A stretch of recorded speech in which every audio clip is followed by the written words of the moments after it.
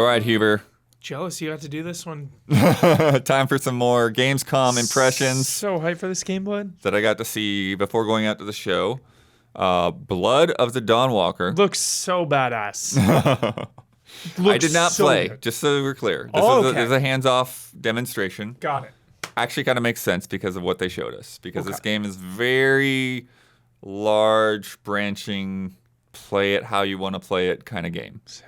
But they really got to dig in. We spent about an hour with the game, seeing one of these quests and seeing how it plays out in different ways. Yeah. And so if you saw the thing in June, that big presentation they did where they put out on YouTube, it is sort of like the next half of that, essentially. Like they showed us a little bit of that in June, and now they've kind of gone back. They've taken some feedback from what people had said, refined things here and there with like camera and stuff like that. Sweet. And now they're showing us how the rest of this quest plays out. So you are in... So if you're not familiar with Blood of Dawnwalker, basically this is 14th century medieval Europe.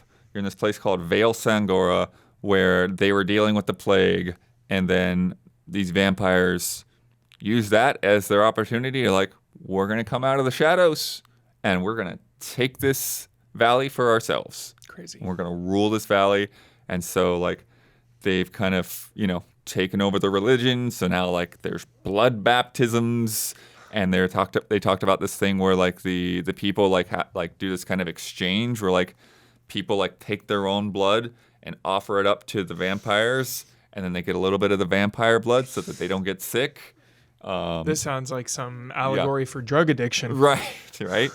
And you play as Cohen, who is a Dawnwalker, which basically means that you are human during the day and vampire during the night. Daywalker. And Blade was definitely one of their inspirations. We talked about that. Yes. But there is more to this that this quest kind of leads into, and I'll get there to find out what a Dawnwalker even is, because Cohen doesn't even know at this point. But this is by Rebel Wolves in Warsaw. A lot of these guys were previously at CD Projekt Red, branched out, created their own studio, and Bandai Namco is publishing now. And so it definitely has a lot of familiar flair, in terms of the way things look, and they wanted to be authentic to 14th century Europe and all that kind of stuff in terms of the architecture and the way that people are dressed. I love that so much. And some of the customs, but then vampires, and part of that saying is this is a time when people believed that these things were real, right? Yeah. And so I love that historical context, Blood. Yeah. In any game, if you give me a historical period piece that's really into the history and trying to be as accurate as possible, I love that stuff. Yeah.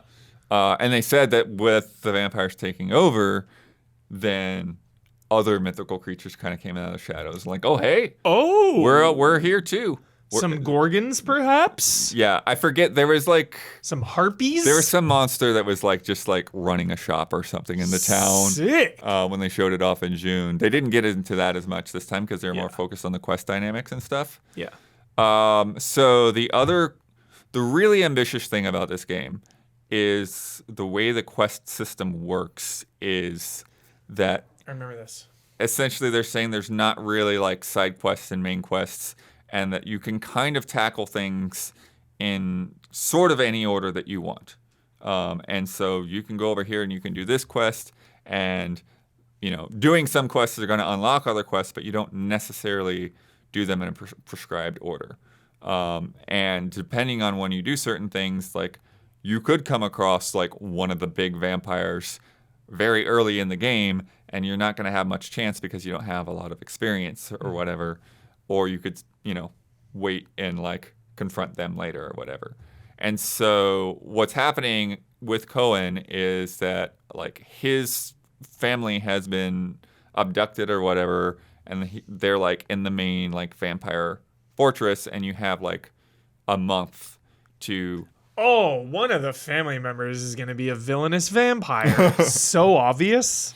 That's so You obvious. have like a month to if that doesn't happen, to be able to rescue shout them. out. If it doesn't happen. Well, what they showed in the CG trailer that they replayed for us to remind us. I don't know Yeah. if you remember the CG trailer where like Cohen was with his sister, Mm-hmm. and when all the stuff goes down, and his sister has the plague, and the king and like all the knights had cornered them, and they're like, anyone that's infected, we've got to take him out, and he's like begging for his sister's life, and then the vampires come and they kill the king and all the knights. Yeah. And they gave her a couple of drops of Sister blood. is gonna be. You're gonna have to kill your sister. 100%. Maybe we'll see. Willing to bet my life on. But anyways, so there's this whole timeline mechanic where you only have like essentially 30 days, 30 nights to get to the end of the game. And so you could go straight to the fortress and try to do it that way, or you can build up and, get artifacts and things to make it easier and build up your experience and stuff. And the way that it works is it's not that like you're in a race. It's sort of Sounds like Lightning Returns. It's sort of Persona-ish in that certain actions that you take progress time. Got it. So they didn't really like say that like this is like an hour. They said like time segments. So I'm guessing that like maybe each thing that you do is like about 2 hours of a day or 3 hours. But you'll see sometimes like if you're going to go into a crypt or pick a certain dialogue option or whatever, there's like a little hourglass. Interesting. I And like then that. it'll be hourglass, you're using one time segment, you're using 2 time segments, that kind of thing. Cool mechanic. I like it. And so the basic thing you're looking for in this quest is you're trying to find like this legendary silver sword. Again, kind of feels like a callback to The Witcher, but you're trying to find this silver sword, and you're on the hunt for clues to do this. And there's all these like investigative mechanics. And so just like what they showed in the June demo, they skipped to the part where you're trying to get into the cathedral and find some information on where this sword is in this crypt. And so they start on the night side of things when you're the vampire. And at night, you can do all these abilities where like you can do like it's called like a shadow step, I think. Yeah, where you can like plane shift is the one I'm thinking. So basically, yeah, shadow step is like blink. So that's like teleporting across rooftops, Dishonored style. Bro. I actually asked them about like immersive sim stuff. It's like, oh, it's not an immersive sim. It's not an immersive sim. So like, it's not that deep. Okay. But I do feel like some elements of that with like how you're getting into places because like, okay, at night you can take this route, but in the day you can do this thing. So yes, but there's just also this ability called plane shift where you can like literally just like walk up the side of a building or walk across the ceiling. Cool. Kind of thing. And you get into the cathedral. And kind of Assassin's Creed style, like you're going across the high parts of the cathedral. And in the June demo, they went down and they attacked like this like one of the vampire leaders or whatever. And in this, they're like, this time we're just gonna leave her alone down there. And here, what they did is they went to one of the murals that was on the ceiling, and you investigate the mural and like. So like you look at the different points in the mural, and Cohen kind of has this narration as he's sort of like investigating it and working out like what the meaning of it is. Yeah. And by doing that, you learn about the sigil for one of these saints that was there before the vampires and everything. And so you learn about the saints that were in this town. And okay, so now you know what that symbol is to look for their crypt. Okay.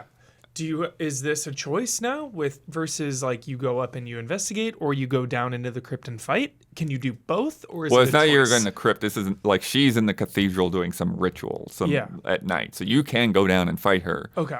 Or you can just like investigate. Be up on the rafters looking for this mural and just not even interact with her at all. Okay, and then just leave. Yeah, exactly. Wow. Yeah. Okay. You don't need to fight her. She's there. You can fight her. Yeah. It's not advised. Cool. Very cool. At this point. Yeah. Because at this point they had like 22 days left. Got it. On the timeline. Yeah. And then is there a con to waiting to fight? Will the enemies get stronger as time progresses, or is it only a benefit to wait and grow stronger yourself? I am going to guess the way that this thing is structured that it could depend. Okay. Could depend on that Yeah. enemy. Sick. So with her, it sounds like you're better off waiting. Cool. But with somebody else, that might not be the case. Awesome. And then, So I believe. yeah. And so then similarly, you then go to, oh yeah, and then so there's some objectives. We'll have a moon icon or a sun icon next to them. You can only do them at night or during the day. Oh, okay.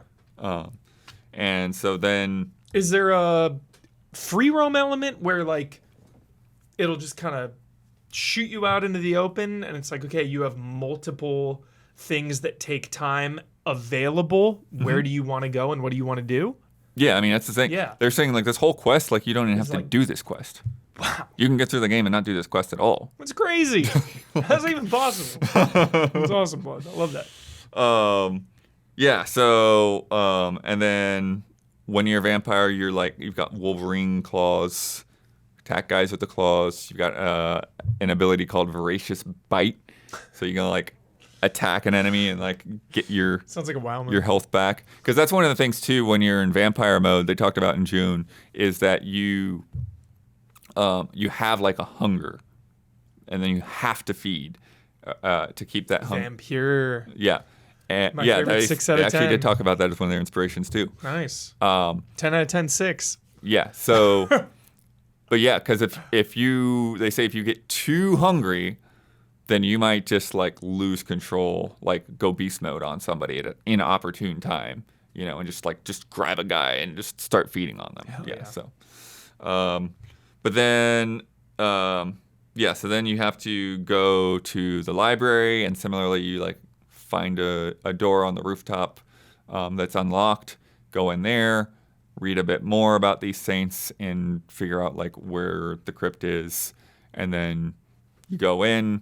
You have to like blow the leaves off of some of the crypts, find the symbol, go down there. You hear this moaning behind the wall, and then they switch to a different save file. Bastards. Now we're doing the quest. Same quest Oh, but in daylight. Ah. Completely different sequence That's of events. so cool, man. So now you go into the cathedral. You have this same interaction that they showed where you talk to the priest or whatever, and they lie to the priest. And because you could do a confession when he asks if you want to do a confession, but that takes time. That's another chunk of time you lose if you decide to do that confession. Crazy. But Can you kill him? by lying to the priest, it's clear that he knows that you lied to him. Yeah. So Can you kill the priest? Probably. I don't know. Yeah. But then you go and talk to the deacon, and the deacon's grumpy because he's having to do all these chores, and he's like, and you're like, hey, I need to get into the library. Can I go and check out the library?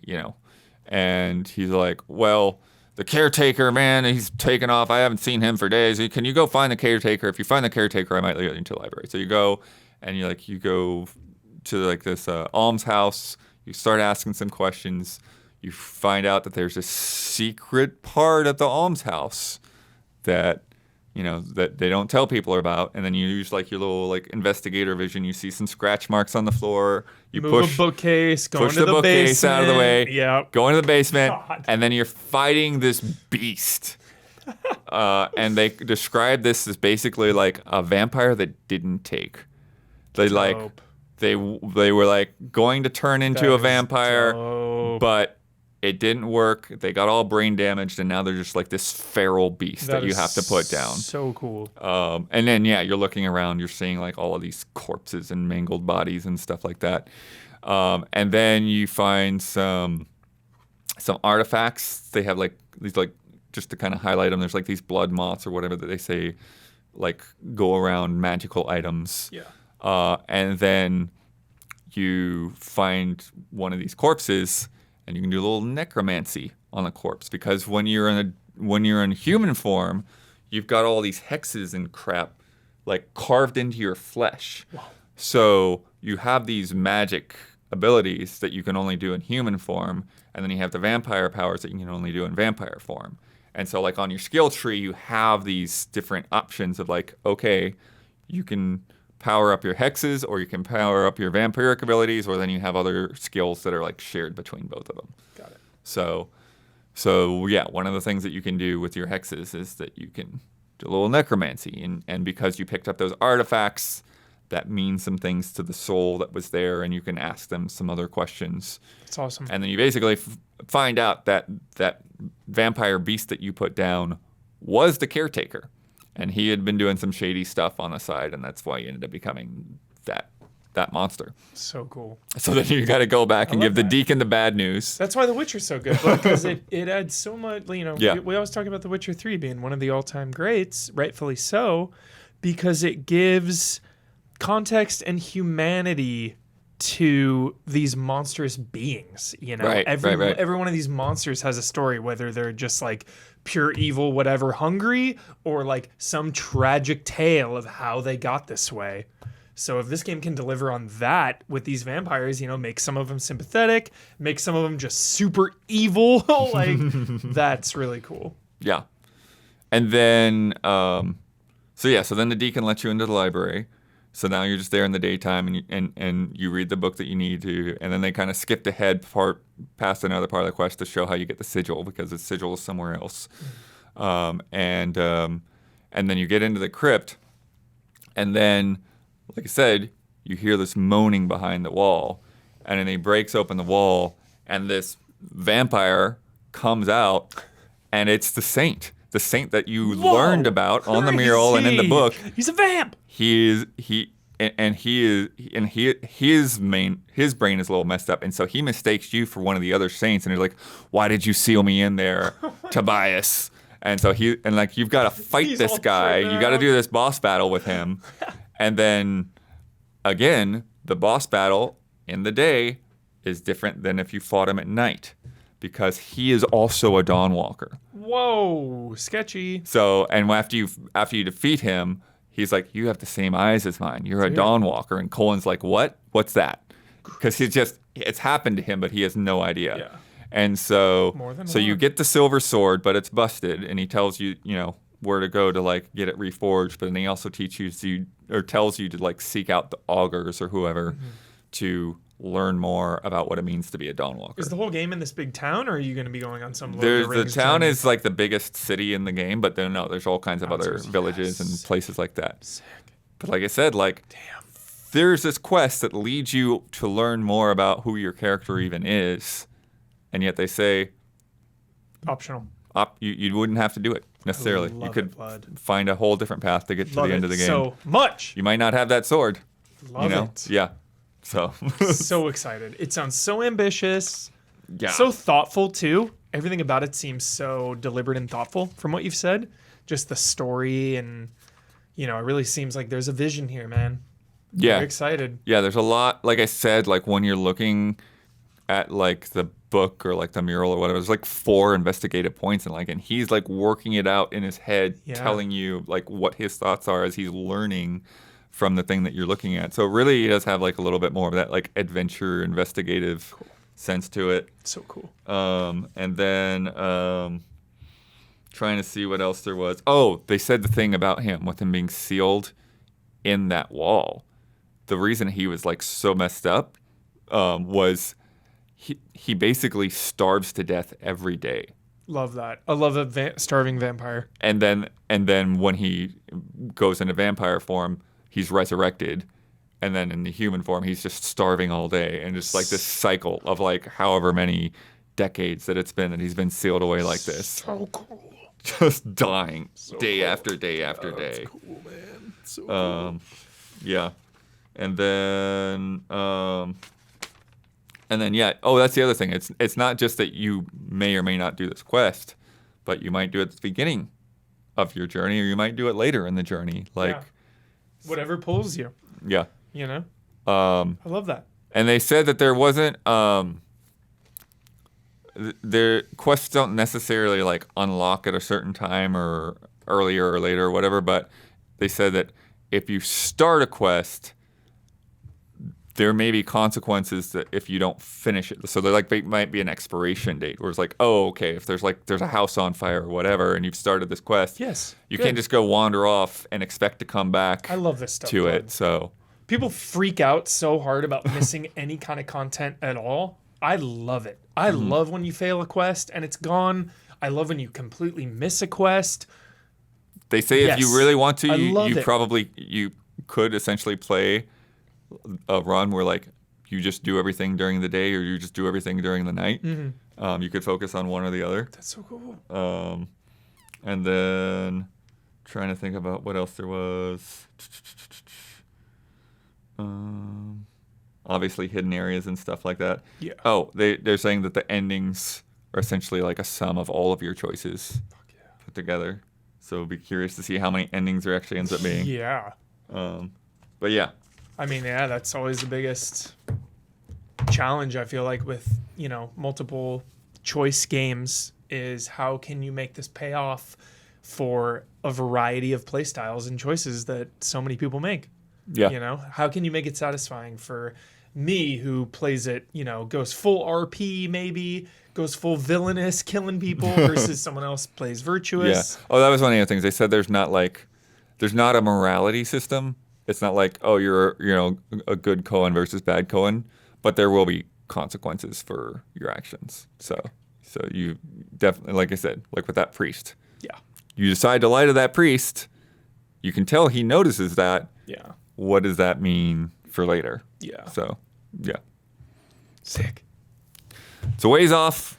Not playable yet, like I said. Yeah, so next year probably? Yeah, I think next year sometime. Yep. Dang.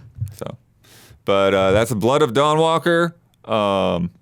We are Easy Allies. Thank you for checking out our Gamescom coverage. If you missed it, we just put up some Capcom previews as well. Resident Evil, Pragmata, Onimusha, all in one nice little video. And we will be back from Gamescom with a lot of other things to talk about. We've got like 40-something different appointments there, different games that we're going to be seeing on the show floor. And we are independent and we are funded by people just like you. So check out patreon.com/easyallies to drop in $5 or so. And be sure to like and subscribe and ring that bell on YouTube. Thank you.